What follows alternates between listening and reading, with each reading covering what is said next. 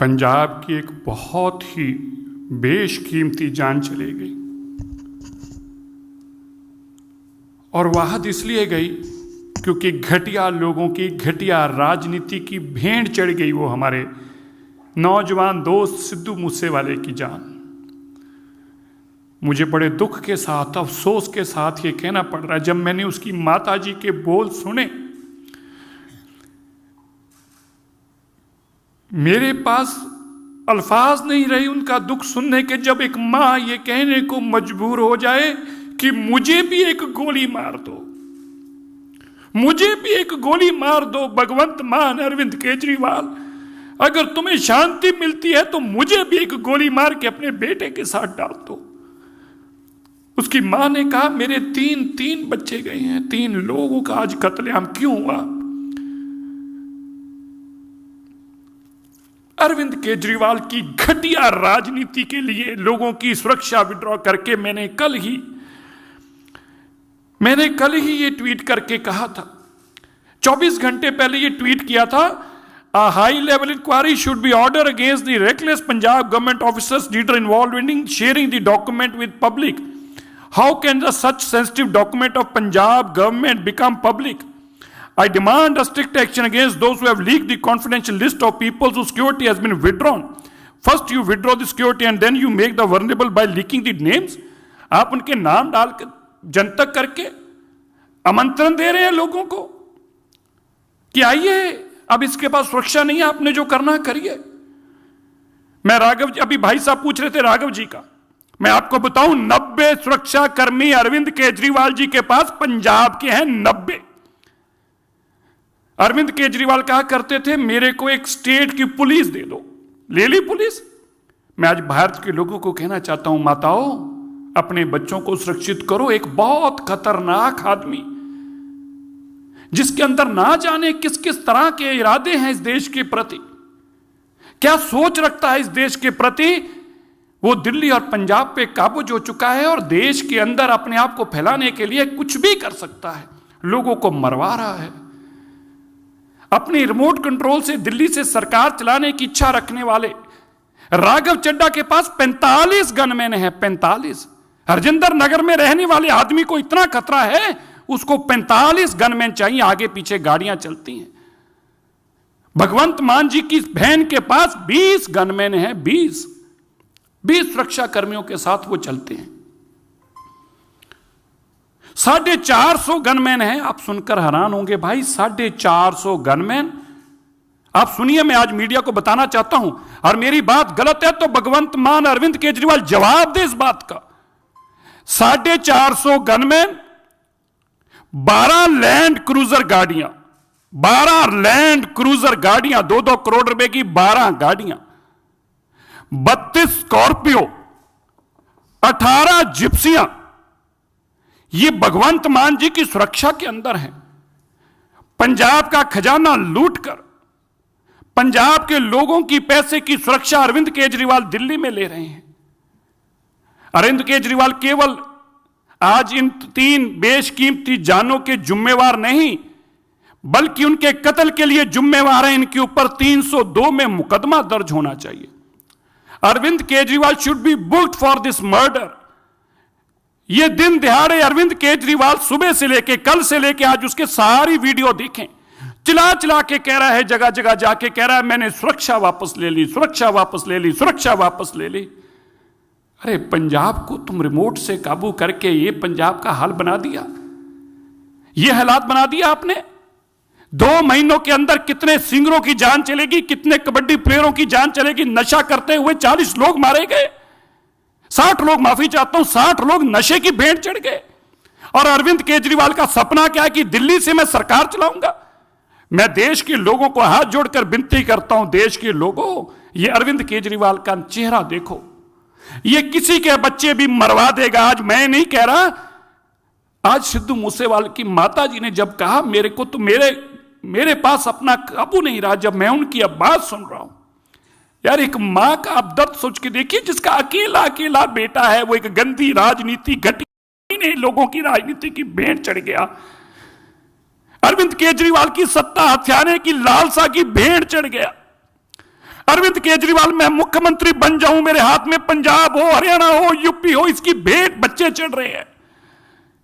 आज आपके सामने ये नमूना है, आप देख रहे हैं क्या पंजाब किन हालातों में जा रहा है, और इसका जिम्मेवार अरविंद केजरीवाल। वहां अरविंद केजरीवाल और राघव चड्ढा जैसे लोग हैं जिनके मन में सत्ता हथियाने का इतना लोभ और लालच है, उसके लिए पंजाब को तबाही की लाइनों पर लेके आगे कुछ भी कर देंगे, लेकिन पंजाब को तबाह कर कर छोड़ेंगे।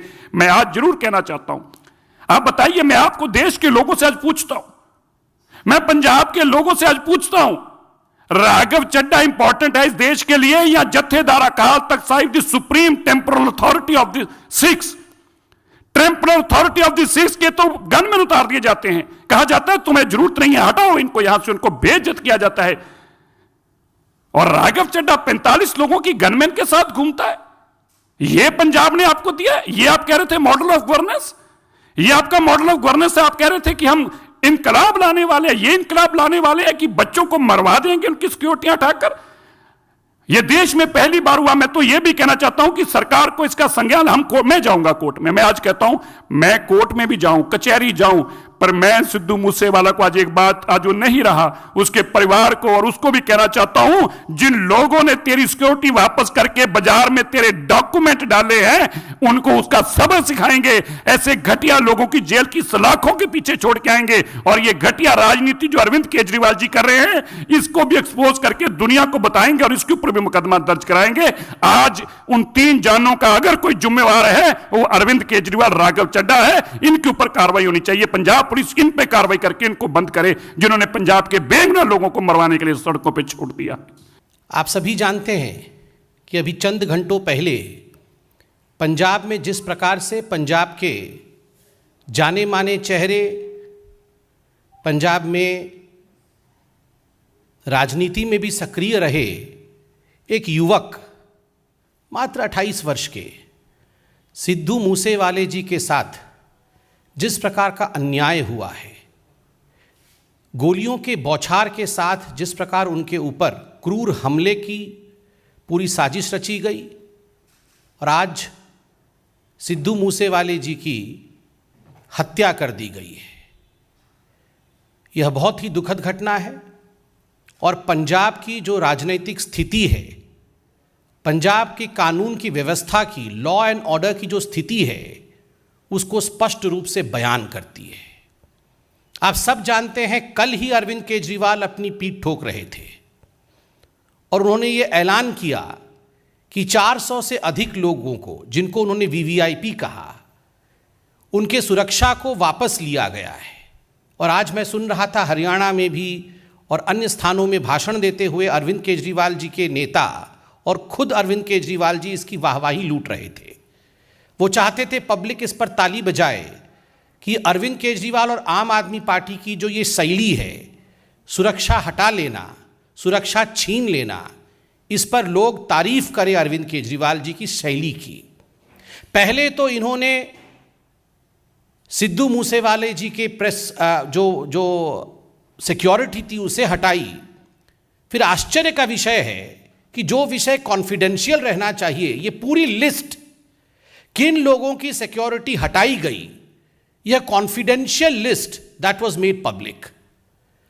Never in the world we have seen a situation where people who are threatened, their security is taken back, and the list as to whose security has been taken back, this confidential list is published for the public consumption.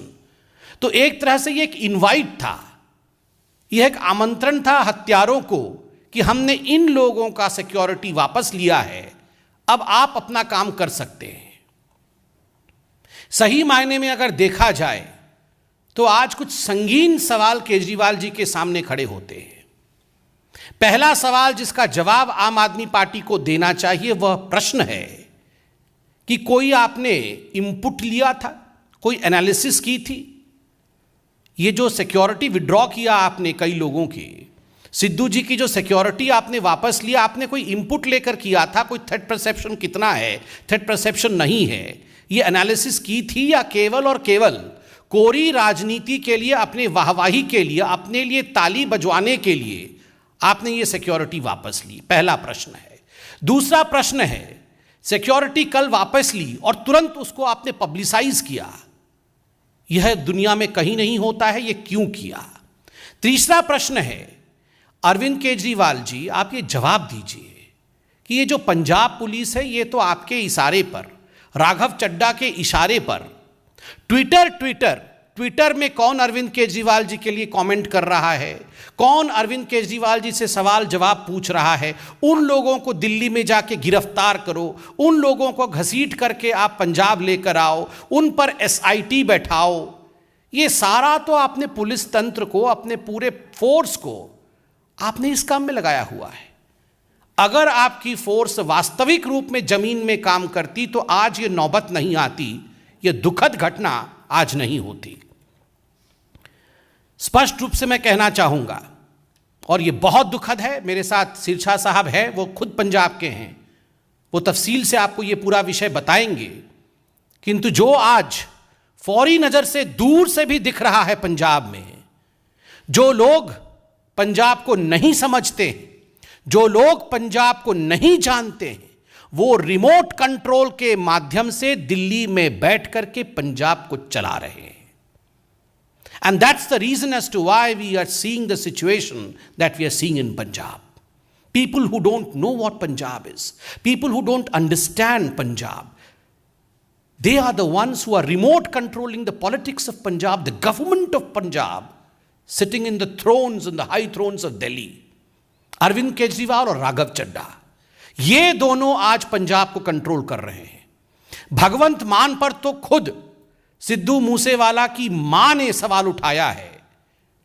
Bhagwant Mann is almost akin to a puppet CM।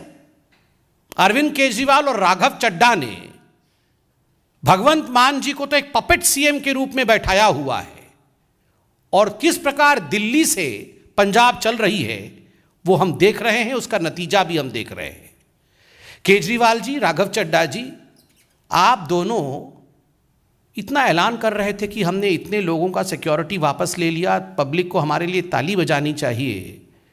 मैं नहीं जानता हूं, मगर मैं पूछना चाहता हूं just out of curiosity, क्या राघव चड्ढा पंजाब में बिना सिक्योरिटी के रहते हैं, या राघव चड्ढा जी के पास पंजाब में सिक्योरिटी है?